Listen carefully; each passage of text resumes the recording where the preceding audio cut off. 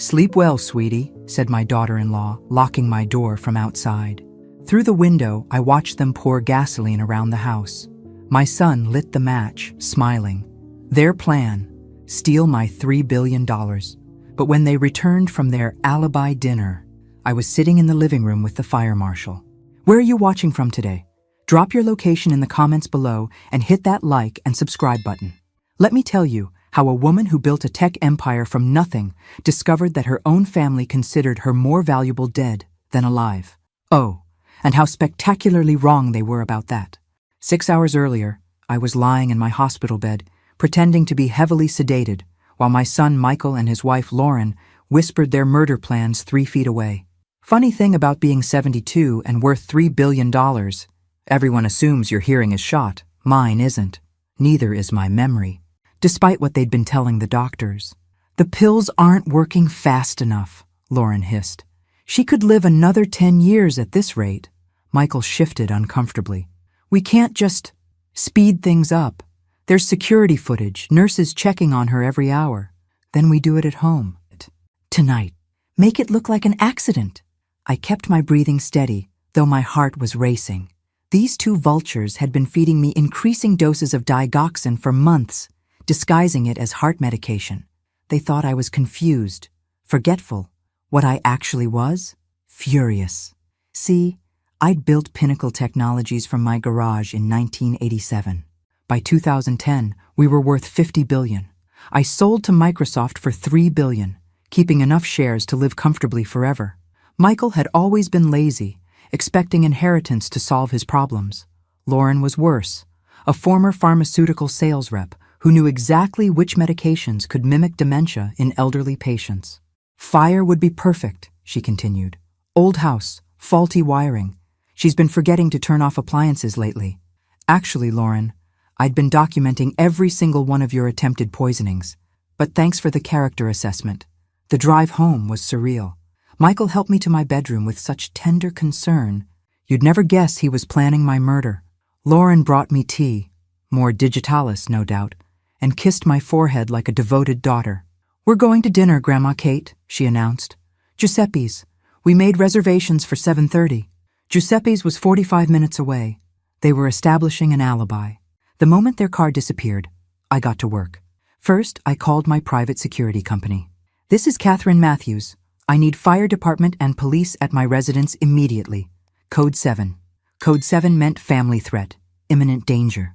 Then I gathered evidence. The fake medication bottles Lauren had been using. The financial documents showing Michael's gambling debts.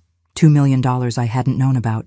The insurance policy they'd taken out on me 6 months ago, with them as beneficiaries. By the time I heard footsteps on the front porch 40 minutes later, I was ready. The smell hit them first. Gasoline poured liberally around the foundation while I watched from upstairs. Then they saw the smoke detectors Michael had disabled blinking red again. I'd reconnected them all. Lauren pushed open the front door, expecting to find my charred remains. Instead, she found me sitting calmly in my favorite armchair, very much alive, with Fire Marshal Robert Chen and Detective Sandra Mills flanked beside me. "Grandma Kate!" Michael exclaimed, his face a mask of relief and terror. "Thank God you're safe. We smelled smoke from the street." "How thoughtful of you to notice," I replied, "especially since you're the ones who started it." The silence that followed was delicious. You know what's better than seeing a plan backfire spectacularly? Watching the planners realize they've walked into their own trap. Lauren recovered first, because sociopaths always do. "Kate, sweetie, you're confused. We just got back from dinner. Look, we have the receipt." She fumbled in her purse with shaking hands. Fire Marshal Chen stepped forward. "Ma'am, we found accelerant poured around the entire perimeter of this house. The pattern indicates someone intended to trap whoever was inside." His voice was professional, but his eyes were hard as granite. Michael's face had gone gray. "That's impossible. Who would do such a thing?" Detective Mills consulted her notepad. According to Mrs. Matthews, she observed 2 individuals from her bedroom window at approximately 8:15 p.m. They appeared to be pouring liquid from red containers around the foundation. "But we were at Giuseppe's," Lauren insisted. "The staff will remember us." "I'm sure they will," I said pleasantly, "since you made such a point of being seen there. Tell me, How did you manage to order dinner, drive 45 minutes home, attempt to commit arson, and still have time to notice smoke from the street? You're either remarkably efficient criminals or terrible at math. Michael's mouth opened and closed like a fish. Mom, you're not making sense. Why would we hurt you? $2 million in gambling debts might provide some motivation, Detective Mills noted, pulling out Michael's financial records, along with a recent $2 million life insurance policy on your mother. The color drained from Lauren's face. How did you get those records? I finished for her. Darling, when you're worth $3 billion, you don't just assume your family loves you for your sparkling personality. I've had investigators monitoring both of you for months. Lauren's mask finally slipped completely. You paranoid old witch? You've been spying on your own family? Lucky for me, I replied, since my own family has been trying to murder me. Fire Marshal Chen held up an evidence bag containing an empty gasoline container. We found this in the bushes by your front gate. Fresh fingerprints on the handle. Michael stared at the container like it might bite him. Lauren, however, was calculating. I could practically see her scrambling for a new strategy. This is all a misunderstanding, she said suddenly. Kate's been having episodes, paranoid delusions. We've been trying to get her medical care, but she refuses treatment. Medical care like the digitalis you've been slipping into my tea? I asked conversationally. The room went dead silent. Lauren's eyes widened in shock before narrowing with rage. Detective Mills leaned forward. Ma'am, are you saying you've been poisoned? Systematically, for approximately 4 months, I confirmed. I have hair samples, blood work, and video surveillance showing Lauren adding medication to my food and beverages. Michael found his voice. Mom, that's insane. Lauren's been taking care of you. The medication is for your heart condition. What heart condition would that be, Michael? I've never had heart problems in my life. But digitalis poisoning mimics dementia symptoms beautifully, doesn't it, Lauren? Lauren's silence was answer enough. Detective Mills stood up. Mr. and Mrs. Matthews, I'm going to need you both to come with me for questioning. This is ridiculous, Michael protested. She's a senile old woman making up stories. That's when I smiled my sweetest grandmother smile.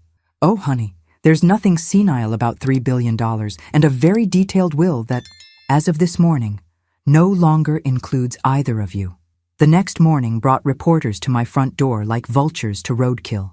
Billionaire tech pioneer survives murder plot. Family greed turns deadly. Silicon Valley grandmother outsmarts killers. I made coffee and watched the circus from my kitchen window.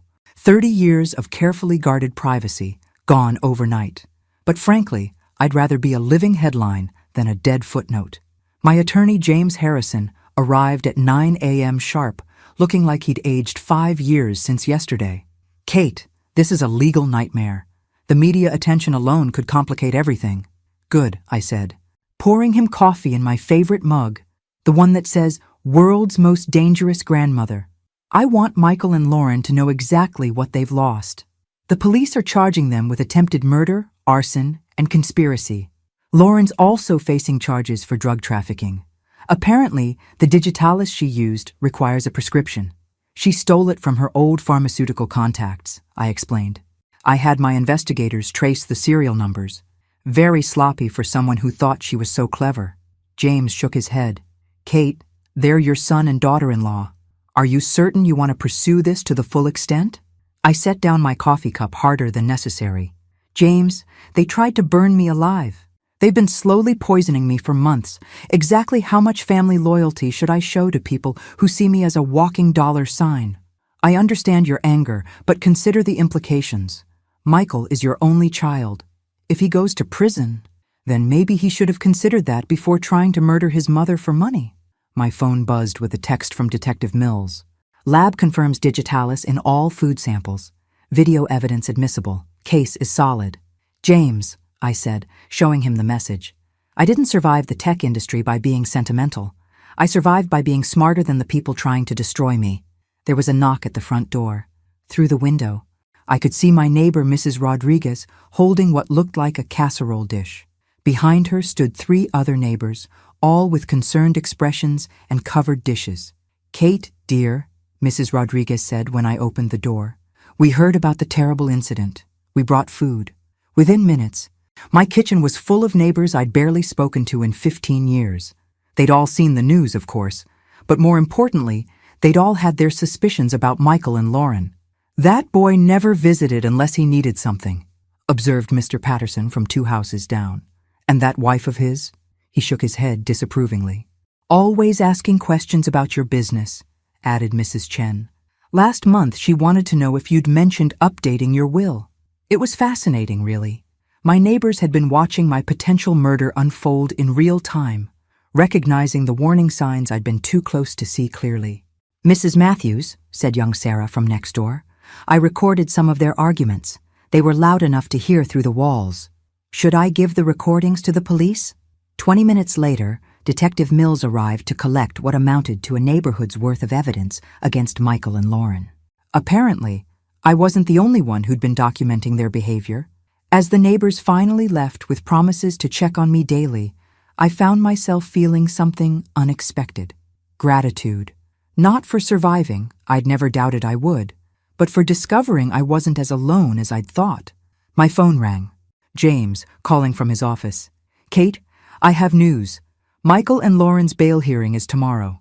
The prosecutor is asking for $2 million each." "Perfect," I said. "They don't have $2 million. That's why they tried to kill me in the first place." "Kate," his voice held a warning note. "James, I want you to attend that hearing. I want you to look my son in the eye and tell him that his mother, the woman he tried to murder, hopes he enjoys his time in jail to think about what family really means." The bail hearing was a masterclass in cosmic justice. I sat in the front row, wearing my best navy suit and the pearl necklace Michael's father had given me for our anniversary. If my son was going to see his mother for possibly the last time, I wanted him to remember exactly what he'd thrown away. Michael looked terrible. Orange jumpsuit, hollow eyes, hands shaking slightly from what the jail doctor had diagnosed as withdrawal. Apparently his gambling addiction had expanded to include cocaine. Lauren sat beside him, her usual polished appearance replaced by the harsh reality of county detention center beauty standards. The prosecutor, a sharp woman named Patricia Valdez, laid out the case with surgical precision.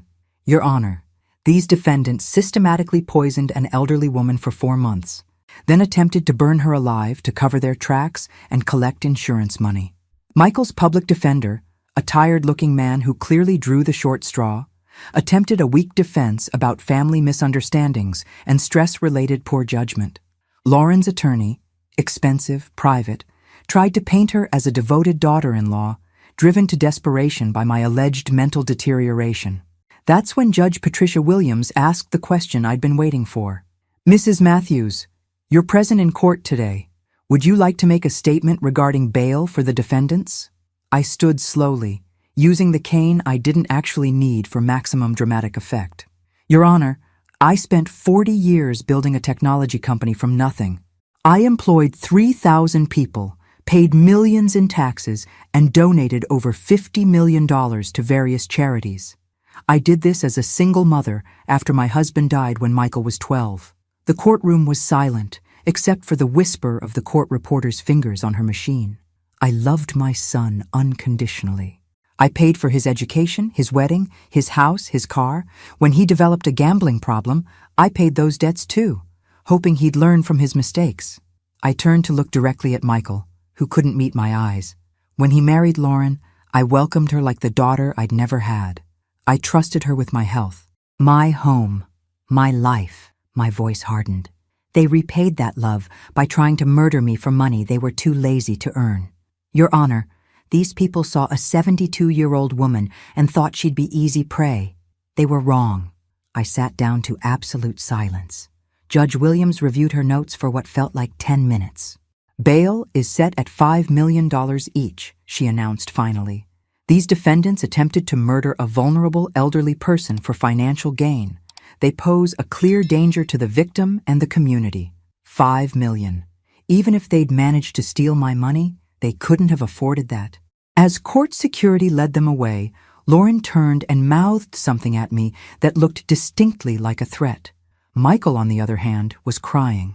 Outside the courthouse, reporters swarmed like angry bees.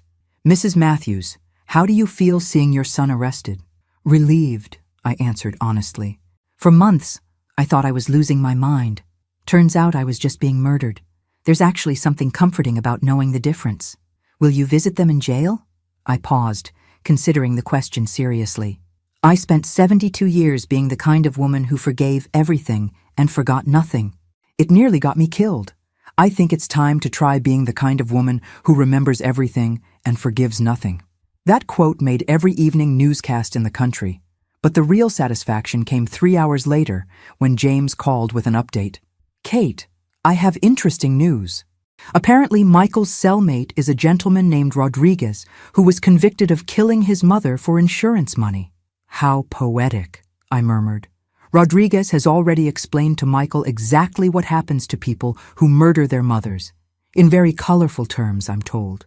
I smiled for the first time in months.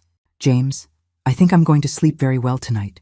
2 weeks later, I was standing in the empty shell of what had been Michael's house, watching the moving company load my belongings into trucks. The bank had foreclosed when his gambling debts came to light. Apparently, my son had been more creative with other people's money than I'd realized. Mrs. Matthews? The moving foreman approached hesitantly. We found this in a bedroom safe. He handed me a manila envelope marked insurance policies. Inside were documents that made my blood run cold. Not just the policy on my life, but additional policies on my property, my car, even my jewelry. Lauren had been quite thorough in her planning, but there was something else. A handwritten letter in Michael's scrawl. Lauren, I can't do this anymore. She's my mother. Find another way. M. Dated 2 days before their arrest. So my son had grown a conscience at the last minute. How touching. Too bad it was approximately 4 months too late. My phone rang. Detective Mills. Mrs. Matthews, we've had a development. Lauren's agreed to cooperate in exchange for a reduced sentence. Cooperate how? She's claiming Michael was the mastermind. Says she was coerced, afraid for her own safety if she didn't go along with his plan. I laughed, surprising myself with how bitter it sounded. Of course she is. Lauren's always been smarter than Michael. She's probably figured out which one of them is more likely to get the death penalty. There's more. She's also claiming you've been mentally abusive for years, that Michael felt trapped by your financial control. Financial control? I could feel my blood pressure rising. I paid for everything in their lives without asking for anything in return. Exactly what control was I exerting? According to her statement, you held money over their heads, threatened to cut them off whenever they disagreed with you, made them feel worthless. The audacity was breathtaking. Detective Mills, I have 30 years of bank records showing every gift, every payment, every bailout I provided to my son. Find me one instance where I demanded anything in return. That's actually why I'm calling. The prosecutor wants to meet with you. Lauren's defense strategy is shifting to paint you as a manipulative matriarch who drove your family to desperation. When? Tomorrow at 9 a.m. After hanging up, I stood in Michael's former house, surrounded by the detritus of his failed life, and felt something I hadn't experienced in months: uncertainty. Not about my innocence, that was absolute, but about whether a jury would see things the same way. How easy would it be to paint a wealthy, childless widow as controlling? How simple to convince people that $3 billion came with strings attached. I walked through the master bedroom where Lauren had carefully planned my death. In the attached bathroom, I found prescription bottles she'd apparently missed when fleeing. All heart medications, all with my name on them, all containing digitalis, according to the labels. But here's what Lauren didn't know about being a successful businesswoman. You always keep detailed records. Every transaction, every conversation, every decision. I pulled out my phone and called James. I need you to access my private files. Security code 7749. There's a folder marked Family Financial History. Bring everything to the prosecutor's office tomorrow. Kate, what are we talking about here? 30 years of documentation showing every penny I ever gave Michael, every conversation about money, every time I bailed him out of trouble. If Lauren wants to play the victim, let's show the jury exactly what kind of victim tries to burn her benefactor alive. How extensive are these records? I smiled, thinking of my decades in the tech industry where documentation could make or break a company. James, I didn't become a billionaire by trusting people's memories. I have everything. That night, I sat in my new temporary apartment, a penthouse suite downtown with security that would make the White House jealous, and reviewed 30 years of being the mother I thought I should be. Bank statements showing Michael's college tuition, $180,000. His wedding, $75,000. 3 cars, $95,000.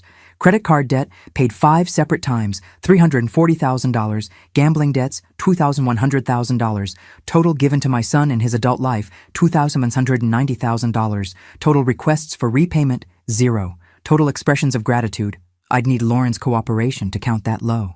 The prosecutor's office felt like a battleground, and I was ready for war.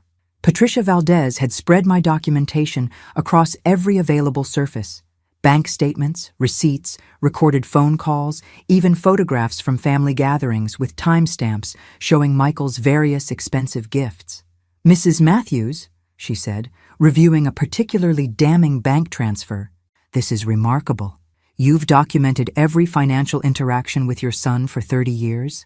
In my business, you learn that people's memories become very selective when money is involved.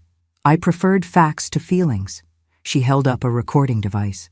"And these phone conversations? I recorded all our discussions about money after his first gambling incident in 2019. Michael had a tendency to forget the terms of our agreements. We listened to several recordings. In one, from just 6 months ago, Michael was practically weeping as he begged for help with a $400,000 debt to some very unfriendly people in Atlantic City. "Mom, I'm dead if you don't help me. They're serious people. Michael, this is the 4th time you've said never again. What am I supposed to believe?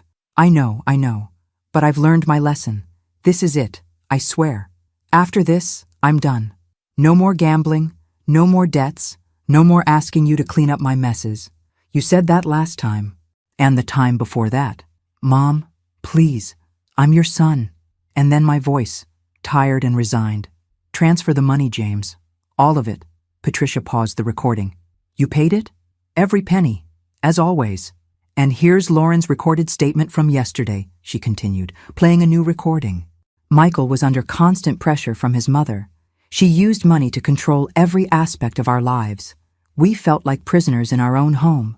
The irony was staggering. She's describing a prisoner who drove a BMW I bought him and lived in a house I paid for while wearing clothes I funded. "This next recording is particularly interesting," Patricia said. "It's from 3 weeks ago." Michael's voice filled the room again. "Mom, I need to talk to you about something serious. Lauren we think, maybe it's time you considered assisted living." "Assisted living? Michael, I'm perfectly capable of managing my own affairs. But you've been forgetful.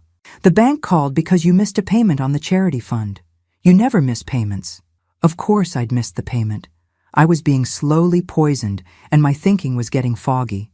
But Michael's voice on the recording held something I hadn't caught at the time: satisfaction. "Mrs. Matthews," Patricia said gently, "they weren't just trying to steal your money. They were systematically destroying your reputation and cognitive abilities to make the theft look justified. The sophistication of their plan was actually impressive in a sociopathic way. Create dementia symptoms through poisoning. Document my resulting confusion. Build a case for incompetence, then remove the inconvenient witness. There's something else," Patricia continued. "We found Lauren's computer. She'd been researching inheritance law, specifically how to accelerate the probate process for deceased persons with substantial assets. She showed me printouts of Lauren's search history. How long does probate take for murdered persons? Inheritance rights when primary heir is in prison. Life insurance payouts in cases of natural disaster deaths. She was planning for multiple scenarios, I realized.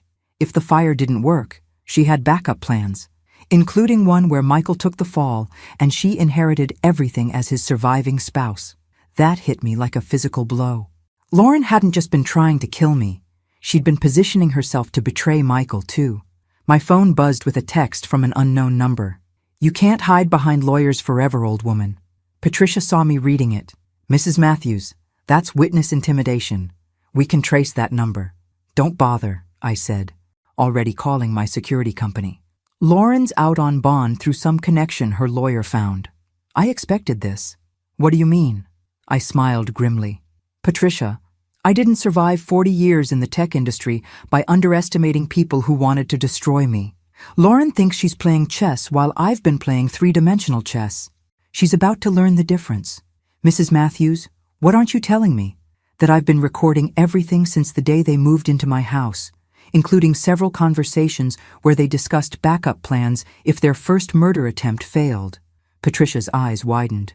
You have recordings of them planning contingencies? 3 months' worth. Lauren's thorough.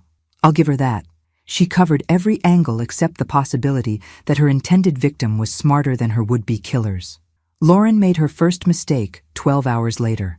My security company called at 3 a.m. to report someone attempting to break into my old house, the one she'd tried to burn down with me in it. She's been watching the place, Detective Mills explained over the phone. Apparently she hid something there and came back to retrieve it. What kind of something? A second insurance policy. This one for $10 million, taken out last week under your forged signature. The audacity was breathtaking. Even after arrest, trial, and potential life imprisonment, Lauren was still trying to profit from my death. I arrived at the house to find Lauren in handcuffs, screaming at the officers about police harassment and wrongful arrest. She saw me, and her expression shifted to pure hatred. "This isn't over," she snarled.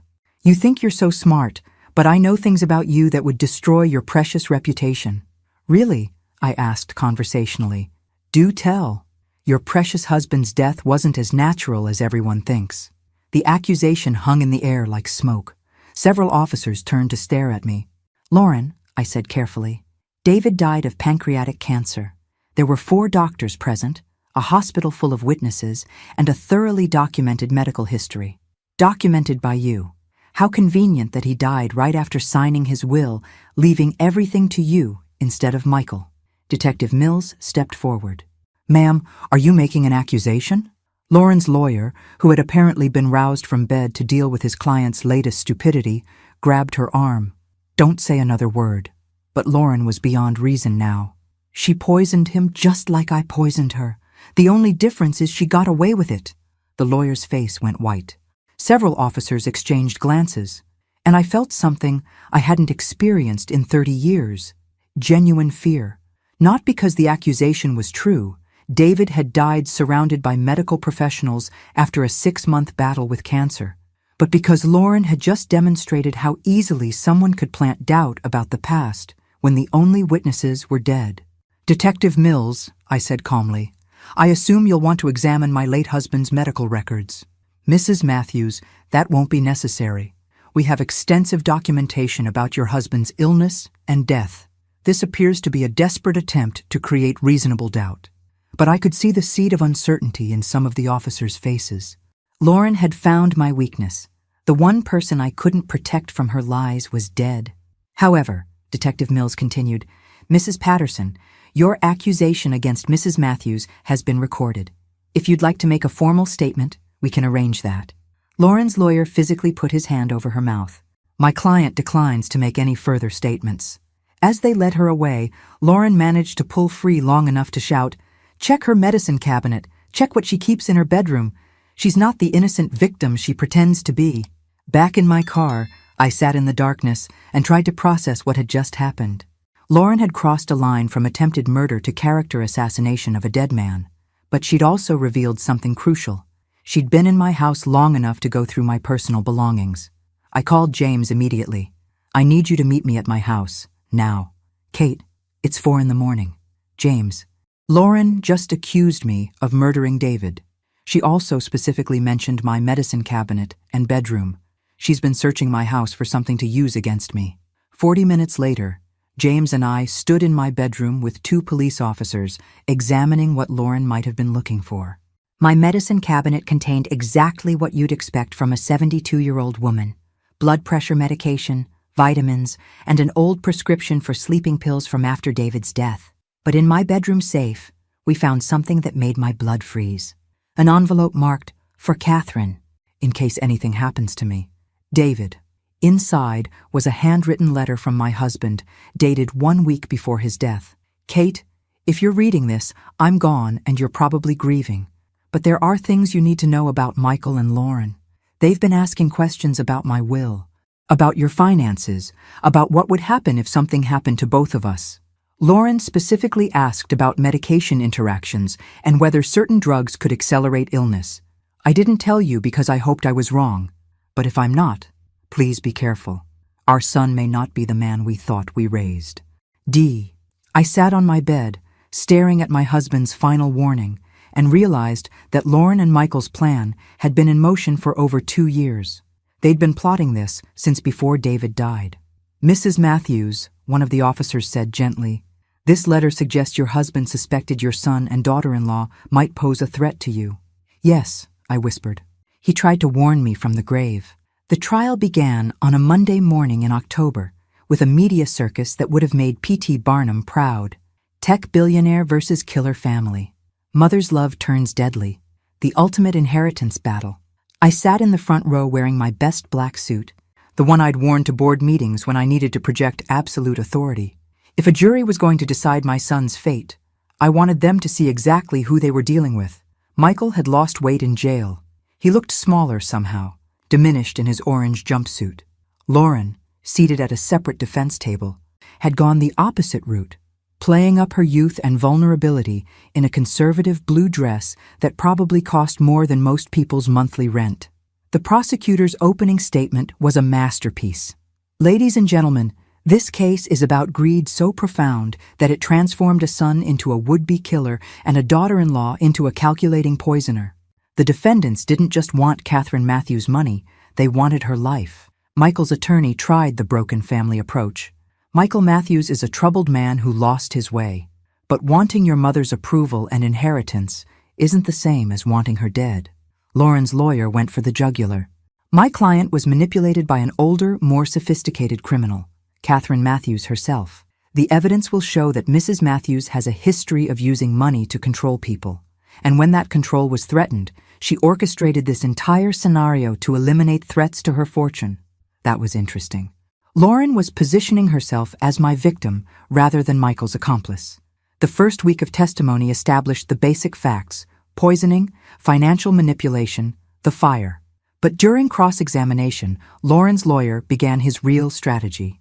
"Mrs. Matthews," he said, approaching the witness stand with a predatory smile, "you recorded conversations with your son without his knowledge, correct? I documented our financial discussions for legal protection. You spied on your own family. I protected myself from people who were stealing from me." Stealing? Or taking what they believed they were entitled to inherit? The prosecutor objected, but the damage was done. The lawyer was painting my documentation as paranoia rather than prudence. "Mrs. Matthews, in 30 years, how many times did your son ask you to stop giving him money?" I paused, understanding the trap. "He never asked me to stop. He never said, 'Mom, I don't want your help anymore.' No, he never said, 'I want to be independent.' No. So he accepted your money willingly?" "Yes. And in exchange, you expected what?" "Nothing." "Nothing? You expected no gratitude, no visits, no inclusion in family decisions, no say in how the money was spent?" Each question hit like a scalpel.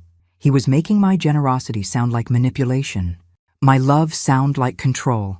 "Mrs. Matthews, when your son developed a gambling problem, did you seek professional help for him?" "I suggested it. But you continued giving him money to pay his debts?"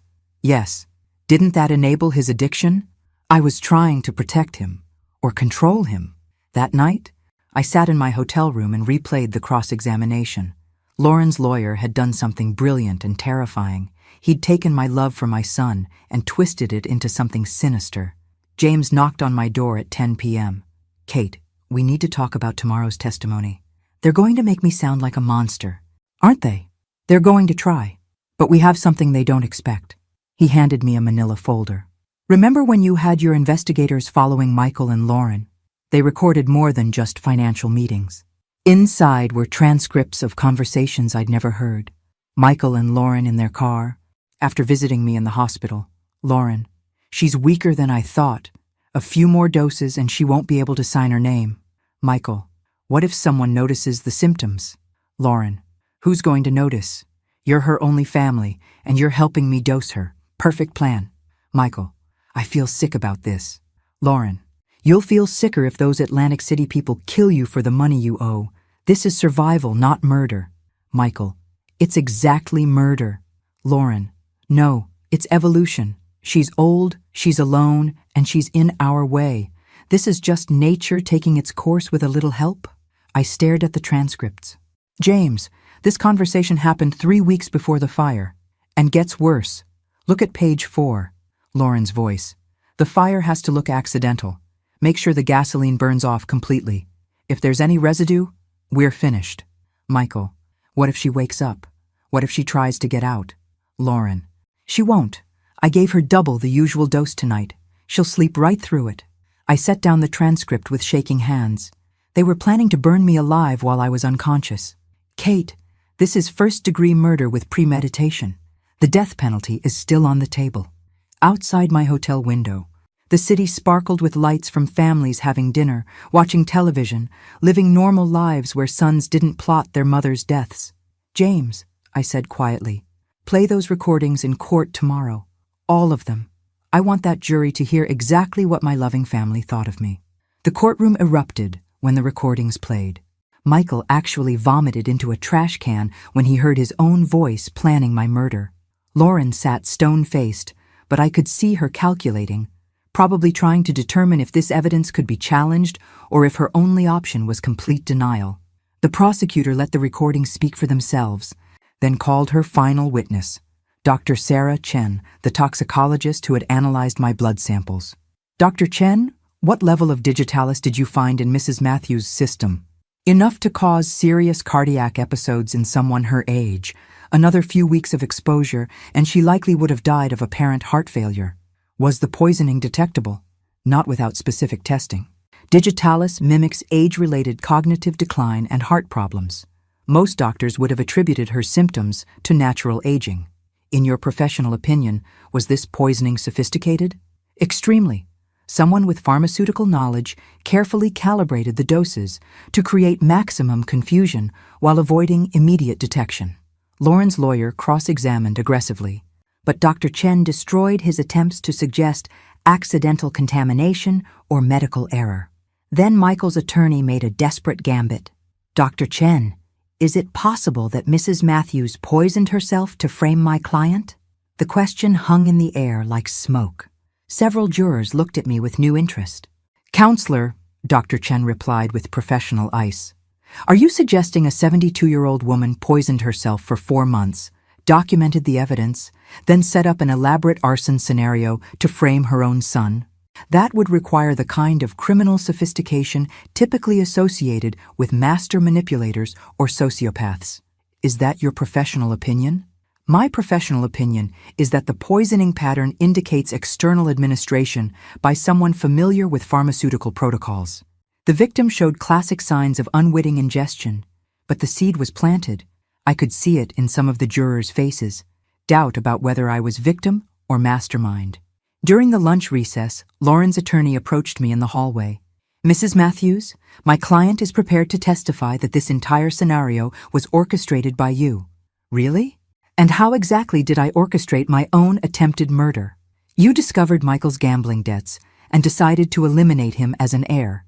You poisoned yourself to create evidence, then arranged the fire to make him look guilty. The audacity was breathtaking. And my motivation for this elaborate self-destruction would be to protect your fortune from a son you'd come to see as worthless. That afternoon, Lauren took the stand in her own defense. She was polished, tearful, and utterly convincing as she painted herself as a victim of both Michael's desperation and my manipulation. I loved Catherine like a mother, she testified, dabbing her eyes. But she was controlling, demanding, impossible to please. She held money over our heads constantly. Can you give the jury an example? When Michael wanted to change jobs, she threatened to cut off our support. When we talked about starting a family, she said she wouldn't help with expenses unless we moved closer to her. Everything came with strings attached. And the poisoning? I never poisoned anyone. Catherine had been acting strangely for months, forgetting things, accusing people of stealing from her, paranoid about her food. I think she was having mental health issues and medicated herself. What about the fire? Here. Lauren's composure cracked slightly. I don't know what happened with the fire. Michael and I were at dinner. We came home to find the police there. It was terrifying. The prosecutor's cross-examination was surgical. Ms. Patterson, you testified that you never poisoned Mrs. Matthews. Are you familiar with digitalis? No. You've never handled digitalis in your pharmaceutical career? I sold medications. I didn't manufacture them. But you would know how digitalis affects elderly patients. Yes, I would have basic knowledge. And you would know how to obtain it? Objection, Lauren's lawyer called. I'll allow it. Ms. Patterson, you testified that Mrs. Matthews was acting paranoid and forgetful. Did you encourage her to see a doctor? Yes, several times. But you didn't mention the possibility of poisoning to any medical professional. Why would I? I didn't know she was being poisoned. Yet you had the training to recognize digitalis poisoning symptoms? Lauren's silence stretched too long. It never occurred to me. Never occurred to you, despite your pharmaceutical background, that her symptoms might indicate drug toxicity? Objection. Sustained. But the damage was done. Lauren's medical knowledge had betrayed her. As the court recessed, I watched my son being led back to his cell. He looked broken, defeated, like a man finally understanding the full consequences of his choices. Lauren, however, caught my eye as she passed my row. Her expression held no remorse, no regret, just cold calculation and the promise that this wasn't over. Tomorrow would bring closing arguments and a verdict that would determine whether my son spent his life in prison or whether his wife's manipulation had successfully painted me as the real villain. Either way, I'd already won the only victory that mattered. I was alive to see justice served. The jury deliberated for 18 hours. I spent that time in my hotel room, staring out at the city where I'd built my fortune and nearly lost my life, trying to make peace with whatever verdict they reached. James brought updates every few hours. They've asked for the recordings to be replayed. They want to review the financial documents. They're asking about the insurance policies. At 3 p.m. on the second day, we got the call. Verdict reached. The courtroom was packed with reporters, curiosity seekers, and a surprising number of people who'd followed the trial obsessively. I took my seat in the front row, wearing the same black suit I'd worn throughout the proceedings, and waited to learn my son's fate. Has the jury reached a verdict? We have, Your Honor. On the charge of attempted murder in the first degree against Catherine Matthews, how do you find? Guilty. Michael's shoulders slumped. His lawyer put a hand on his arm, but Michael was staring at me with an expression I couldn't read. On the charge of conspiracy to commit murder, how do you find? Guilty. On the charge of arson in the first degree, how do you find? Guilty. Lauren's verdicts came next. Guilty on all counts, plus additional charges for poisoning and fraud. The jury had seen through her manipulation completely. Judge Williams set sentencing for the following week, but the prosecutor's office had already indicated they would seek life without parole for both defendants. As court officers approached Michael to escort him back to custody, he turned to me one final time. "Mom," he called out across the courtroom. "I'm sorry." For the first time in months, I looked at my son and saw the boy I'd raised instead of the man who'd tried to kill me. But sorry wasn't enough to undo 4 months of poisoning and attempted murder. "I know you are," I called back. "But sorry doesn't bring back the mother you threw away when you decided money was worth more than my life." That evening, alone in my hotel room, I did something I hadn't done since the night they were arrested. I cried. Not for Michael or Lauren. They'd made their choices and would live with the consequences. I cried for the family I'd thought I had, for the love I'd believed was real, for the 30 years I'd spent loving people who saw me as nothing more than a bank account with a pulse. My phone rang. Detective Mills. "Mrs. Matthews, I wanted to call personally to tell you that justice was served today." "Was it?" I asked.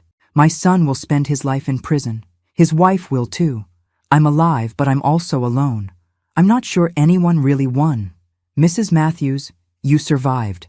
You fought back. You proved that wisdom and preparation can beat youth and greed. That's victory by any definition." After hanging up, I walked to the window and looked out at the city lights.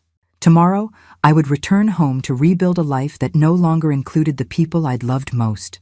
I had $3 billion, a mind still sharp enough to run circles around people half my age, and the rest of my life to figure out what happiness looks like when it's not tied to family. The irony wasn't lost on me. Michael and Lauren had tried to steal my fortune by taking my life. Instead, they'd given me the greatest gift imaginable. They'd shown me exactly who they were before it was too late to protect myself. 6 months later, I was sitting on the deck of my new house in Santa Barbara, watching the sunset paint the Pacific in shades of gold and red. The house was smaller than my old one, but infinitely more peaceful. No family members plotting my death, no hidden cameras watching my every move, no medications being slipped into my food. Just me, my billions, and a future I got to write myself. My neighbor, Eleanor, brought me a glass of wine and settled into the chair beside me. She was 75, widowed, and had become the closest thing to family I had left. "Any regrets?" she asked, as she did most evenings. I considered the question seriously. About surviving? Not for a second. About the family I lost? Every day. But then I remembered that the family I thought I lost never actually existed. And the money? The money was never the point. Michael could have had every penny if he'd simply waited for me to die naturally and treated me with basic human decency in the meantime. Instead, he chose greed over love and lost everything. Do you think he understands that now? I think he understands that actions have consequences. Whether he understands the difference between love and manipulation, I shrugged. That's not my problem anymore. As the sun disappeared below the horizon, I raised my glass in a private toast to the woman I'd been forced to become. Survivor, fighter, and proof that sometimes the best revenge against people who want you dead is simply refusing to die. Michael and Lauren had wanted to inherit my fortune by eliminating me from the equation. Instead, they'd eliminated themselves and left me with something far more valuable than money. The knowledge that I was strong enough, smart enough, and stubborn enough to outmaneuver anyone who mistook my love for weakness. Thanks for listening. Don't forget to subscribe and feel free to share your story in the comments. Your voice matters.